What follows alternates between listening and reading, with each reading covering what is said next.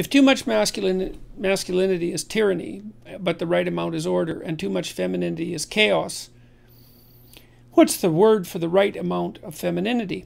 That's a really good question. I read that a bit earlier, and I couldn't come up with something immediate. But the only thing I can think of is that often femininity has been characterized as wisdom. And maybe that's so the wisdom that God, in the Judeo-Christian tradition, that God consults is feminine.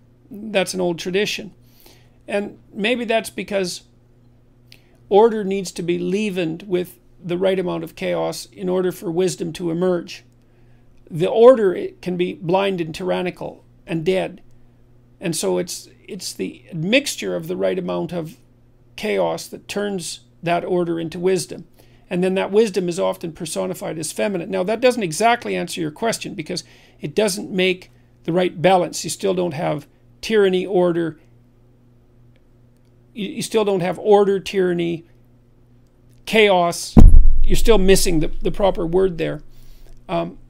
It's a good question, and the wisdom idea is the best I can make of it for now.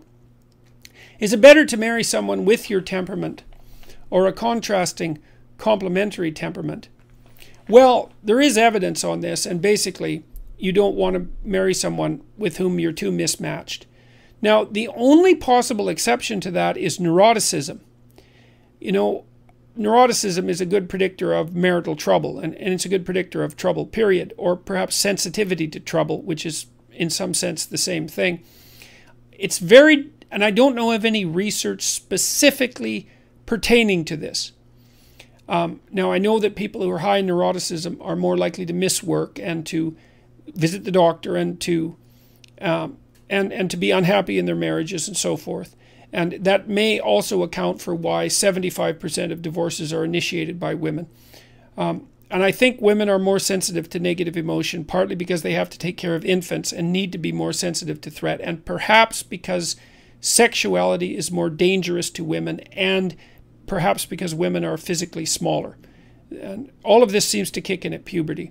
Anyways, it isn't obvious to me that you want to match someone with regards to neuroticism if you're high in neuroticism. I think if you're high in neuroticism, you need to find someone who's low in neuroticism, because then you have someone around to calm you down.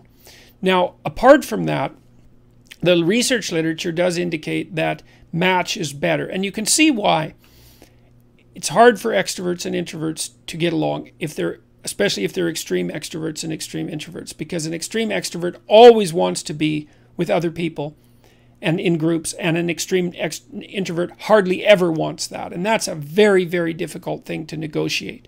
And then with conscientiousness, same thing. If you're really high in orderliness, it's very hard to be married to someone who's very low in orderliness. You're going to end up doing all the cleaning, for example. That will drive you crazy. And if you're high in industriousness, same thing. Now, if you're super high in industriousness and orderliness, you might want someone who's maybe moderate in both to kind of temper you a bit, because one of the problems with being too high in conscientiousness is that you can't stop working. And you should probably stop working from time to time. Agreeableness, same thing. Hard for an agreeable and disagreeable person to get along. You know, the agreeable person will always be... The disagreeable person who won't shy away from conflict is likely to dominate the agreeable person quite badly. So that's a tough bridge that's a tough chasm to bridge as well. So you look for temperamental similarity. Now, it's complicated because, like, if you're really, really low in industriousness and you marry someone else who's really low in industriousness, well, that's going to be trouble for both of you, because there isn't going to be anyone around who's going to do the work. So you might understand each other better, but as a long-term strategy, it's not a very good one. So